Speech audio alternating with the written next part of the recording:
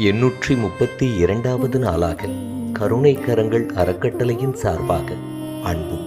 அன்னமும் என்பதன் அடிப்படையில் மதிப்பிற்கும் மரியாதைக்கும் உரிய திரு ஆர் கஜேந்திரன் திருமதி ரேகா கஜேந்திரன் தம்பதியரின் அன்பு திருமகள் இன்று பிறந்த நாள் காணும் தீர்க்க சௌபாகியவதி செல்வி ஜி தேவதா அவர்களின் திருக்கரங்களால் அரசு மருத்துவமனையில் சிகிச்சை பெறுபவர்களுக்கும்